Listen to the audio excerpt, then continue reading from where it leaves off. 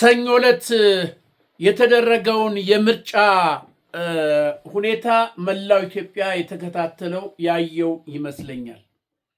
በጣም አሳፋሪና የሚገርም የሚደንቅ ታይቶም ተሰምቶም የማይታወቅ በዓለም እንደዚህ አይነት ምርጫ ወይም የምርጫ ቅስቀሳ የምርጫ አካሄድ በየትኛውም አገር ያልተደረገ በጣም አሳፋሪ የሆነ ለኢትዮጵያ የማይመጥን ለሀገራችን የማይመጥን ይህንን ሁሉ ህዝብ ያውቀዋል ብዬ ገምታለሁ።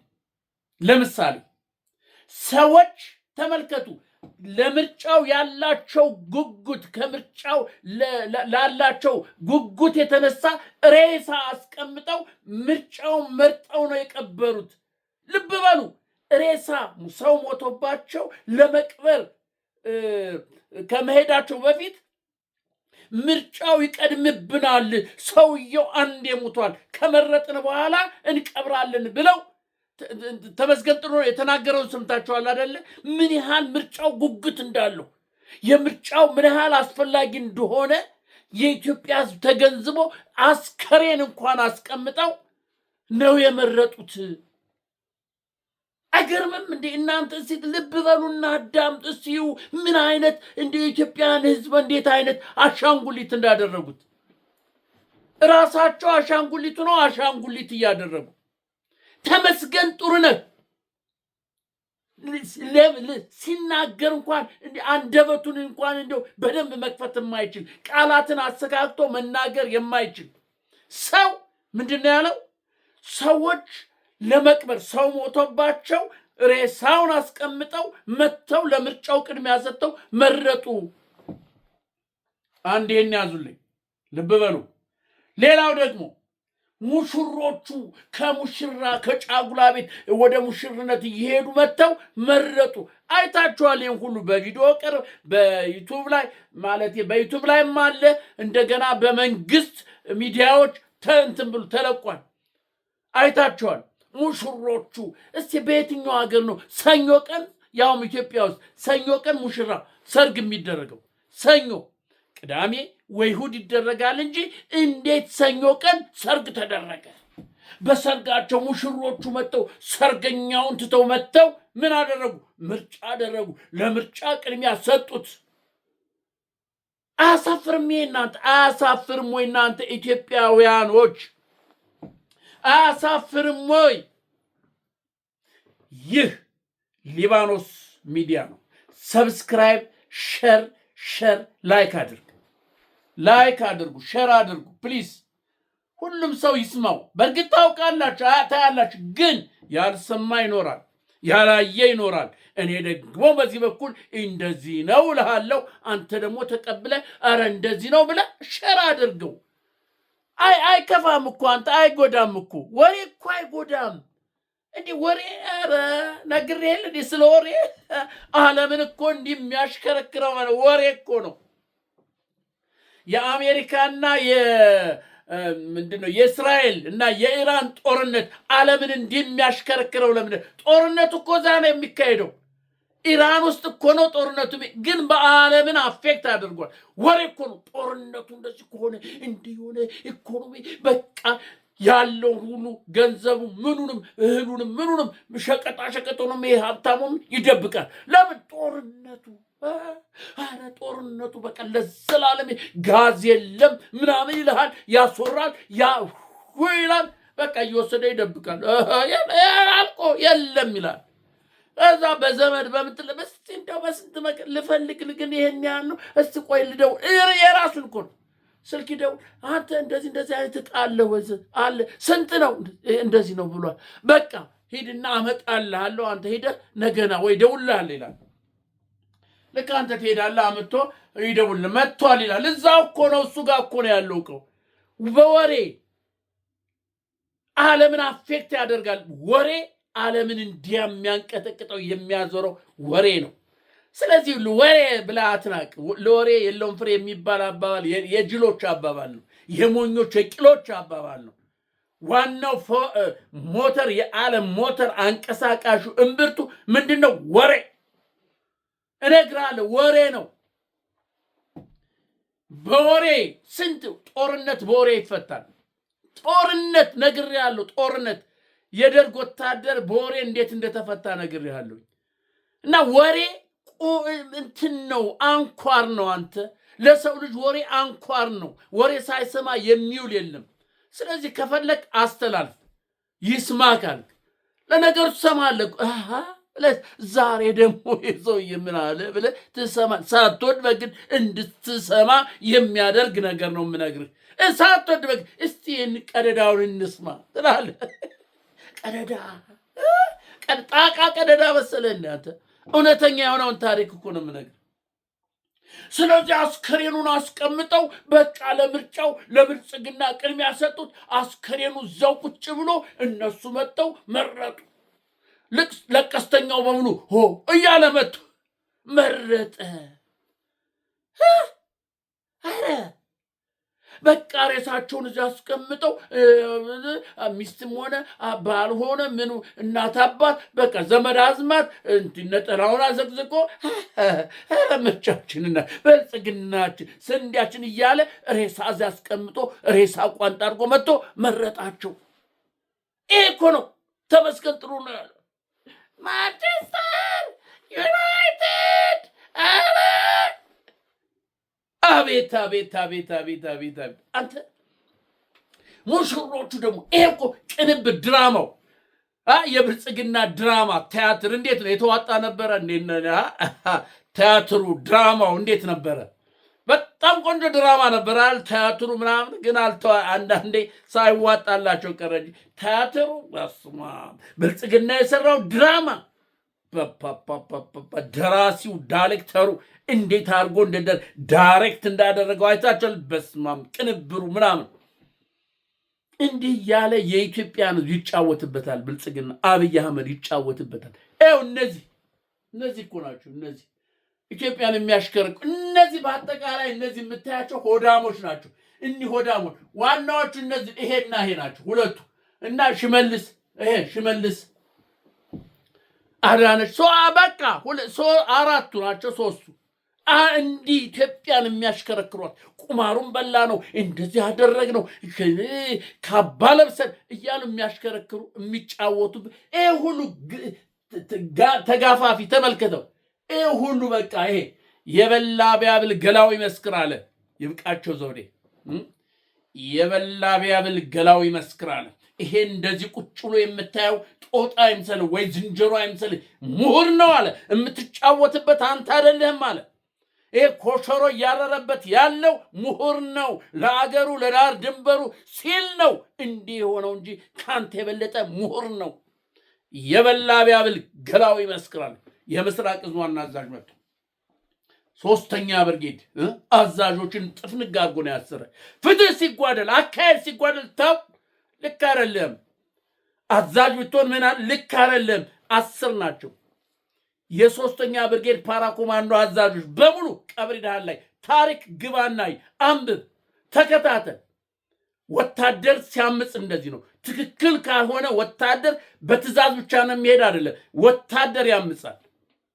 ወታደር ያምጻል፣ አለቃውን ያስራል፣ ይገላል። ወታደር አግባብ ካልሆነ አሁን ወታደር የለማ።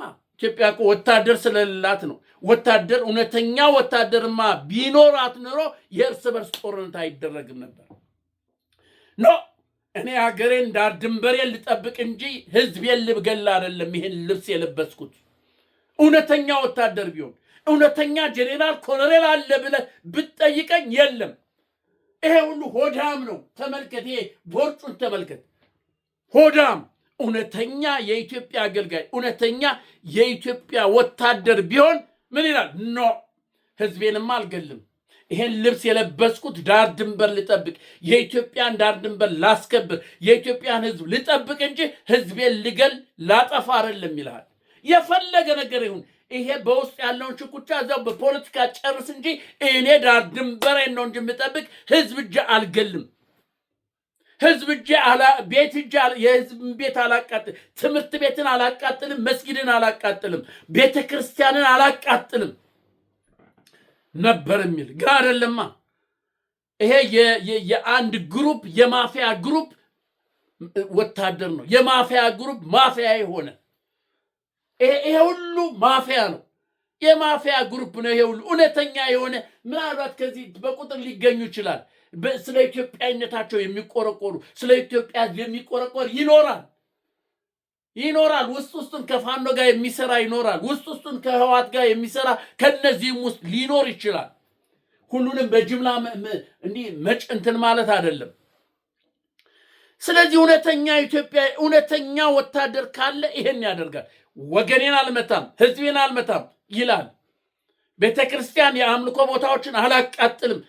110 ዓመት የሆነውን እኮ ቤተክርስቲያን ከትናንትና ወዲያ አንተ አሩሲ ላይ ያቃጠሉት ከ30 ሰዎች ጋር 30 ሰው እስካሁን የደረሰው ኦርቶዶክሳውያን ተከታይ አሩሲ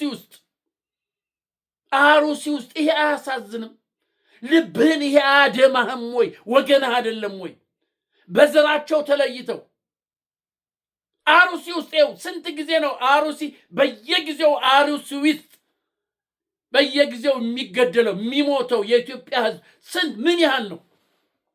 በዘራቸው የዘርዘራ ቅድመ አያታቸው አማራ ነው እየተባሉ እየተቆጠሩ የኦሮመኛ ተናጋሪ ኦሮሞ ውስጥ ተወልደው ያደጉ አሩሲ ውስጥ ትናንት የተጨፈጨፉት 110 ዓመት የቆየ ቤተክርስቲያን የተቃጠለው ቅርጽ የተቃጠለው እና ይሄ ነው መንግስት አለ ብለህ ተመርጫለሁ የምትል አሁን ነገ ከነወዳ ብልጽግና 100% ተመርጧል ብሎ ያውጃል። አንተ ማጨሮ ብልጽግናችን ተመረጠልን እኮ ስንዴዋችን አሁን ዳቦ በቃ ምናምን ቅንጨውን ምና እያደረግ ነው በቃ ብልጽግና ብለህ ታሸረግዳለህ። እየሞትክ ኢትዮጵያዊ ባትሆን ይሻል ነበር። ማፊያ ግሩፕ እንደዚህ ሲጫወትብህ አሜን እልል እያልክ የምትኖረው ፈሪ እየፈራህ እየተቦቀቦት ያለው ለምን እንደሆነ አይገባኝ። እንዲህ ኧረ እባካችሁ እናንተ ሰዎች ተው እንጂ እየሞትክ እኮ ነው። እንዴት ሰው ዝም ብሎ ይሞታል? እንዴት ሰው ዝም ብሎ? አንድ ነገር ልንገርህ፣ በኢህአፓ ጊዜ ታስሬ ነበር። እኔ እስር ቤት እያለሁ ያው ታሪኬን ታውቃለህ። ታስሬ ነበር። እየታሰርኩኝ የኢህአፓዎች ድንገት ተይዘው መጡ።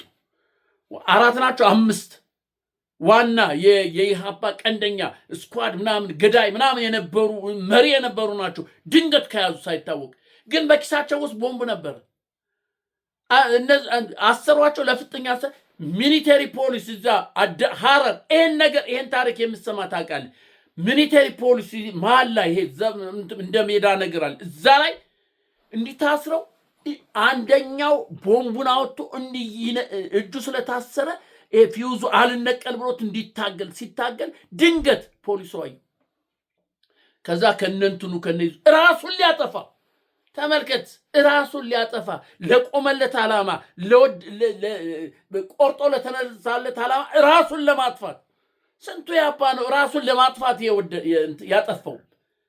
አላቅም እያለ ሲያዝ ሚስጥር አውጣ አላቅም አይደለሁም እያለ እየተደበደበ ስንቱ ነው የሞተው ለዓላማው። ስለዚህ ለምንድን ነው እናንተ ዝም ብላችሁ ተይዛችሁ ከምትሞቱ አንድ ነገር አድርጋችሁ ለምን አትሞቱም? ዝም ብላችሁ በረሃብ ከምትሞቱ አንድ ነገር አታደርጉ እንዴ? ትዝ ይላችኋል ከዚህ ወይ እንትኖቹ ምንድን ነው የጤና ዶክተሮች ምናምን የተወሰነ ሰላማዊ ሰልፍ አደረጉ እኮ ሆስፒታል እኮ ሐኪም የለም ሌላው ቁሞ ነው የሚያጨበጭበው እየሞተ። እነሱንም አጋርኑን ብለህ አልገባህም። አስተማሪው እዛ ለብቻ ቾክን ይዛለዛዝ እሱም እዛ ለብቻ አንድ ላይ ሆ ብሎ የሚነሳ ግር ብሎ እንደ ኬንያ ላይ አስተማሪ ተማሪ ምናምን የለም። ኬንያ ውስጥ ሁሉ ነጋዴ ተማሪ አንድ ላይ ነው። ሰላማዊ ሰልፍ ከተጠራ በሙሉ ግልብጥ ብሎ የሚወጣው። የኢትዮጵያ ሕዝብ ምን እንዳደነዘዛቸው አላውቅም። ምን አይነት ድንዝዝና እንደገባ አላውቅም። ስለዚህ ምርጫውን ፍትሃዊ ለመሆን የምርጫው በኢትዮጵያ ጉጉት ስላለበት ሬሳ አስቀምጠው መጥተው መረጡ። ሙሽሮቹ ሰኞ የተጋቡት በአዲስ ቅንብት ድራማ። ይህን እንኳን አትገነዘቡም ወይ እናንተ? አትገነዘብም ወይ? ይሄው የብልጽግና መንግስት ያልከው አሩሲ ላይ እየተጨፈጨፈ ያለው አሊዶሮ ላይ መኪና አውቶቡስ እየታገተ እየሄደ ያለውን እያየ ነው አይደለ? እያየ ነው። በቃ ተኳቶ ቤት እስከሚገባ ነው አንተ የምትጠብቅ። ነገ አንተም ከነገ ተጎተህ ወደ ሄድ ትባላለህ። እና እባካችሁን ኢትዮጵያን እናድን። ለኢትዮጵያ ቅርት ይኑር።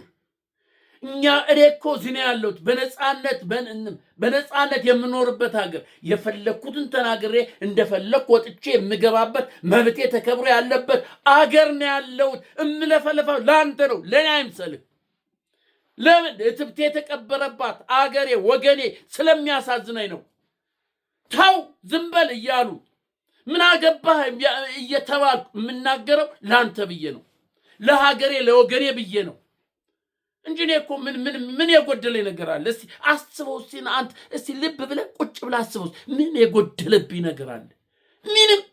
እንደ ልቤ እናገራለሁ፣ እንደ ልቤ ወጥቼ ሰርቼ ገባለሁ። መብቴ ተጠብቆልኝ የፈለኩትን ተናግሬ የፈለኩትን ሰምቼ ነው እኮ እየወጣሁ እየገባሁ ያለሁት። እንዳንተ ይሄን አትስማ፣ ይሄን አታድርግ፣ በዚህ አትውጣ፣ በዚህ አትግባ እየተባልኩ አይደለም ያለሁት። ይሄን አትብላ፣ ይሄን አትጠጣ እየተባልኩ አይደለም ያለሁት። ግን ለአንተ ልጠበቃ ልሁንልህ ብዬ ነው። ለአንተ ላስታውስ ብዬ፣ ለአንተ ብሬንዋሽ ላርግ ብዬ ነው። ለምን? የተወለድኩባት ሀገሬ ነው። ዳር ድንበሯን ያስከበርኩላት፣ ደሜን ያፈሰስኩላት ኢትዮጵያ ስለሆነች ያንገበግበኛል። ለዚህ ነው እምንተከተከው አንተ። ለዚህ ነው እንዴ እኔ ግርም። እስቲ እንትን አርጉት፣ ይሄ ሰብስክራይብ አርጉትና ሰው ይስማውና ምናልባት እኮ ልቡ ተነስ። አረ እኮ ነገር እውነት ነው። ለምንድን ነው ዝም ብለን ምን አንድ ነገር ማድረግ አለብን ምናምን ብለህ ለምንድን ነው ወደ ፋኖ ለምን አትሄድም? ከፋኖ ጋር ለምን አትጠጋም? ፋኖ እየታገለልህ ነው አለ፣ እየሞተ እየወደቀ ነው አይደለ? ነው አይደለ? ነው ፋኖ እየተዋጋ እየተዋደቀ ያለው ነግሯል። ዓላማውን እቅዱን ነግሯል። ለአማራ ሳይሆን ለኢትዮጵያ ነው። ኢትዮጵያውያን በፈለጉበት ቦታ እንዲኖሩ እንዲሰሩ ባለቤትነት ተሰምቷቸው የፈለጉበት ቦታ ሰርተው መኖር የሚችሉበትን ህገ መንግስት ለማምጣት ነው ፋኖ እየተወደቀለ ያለው። ስለዚህ እንዴት ከሱ ጎን አትቆምም?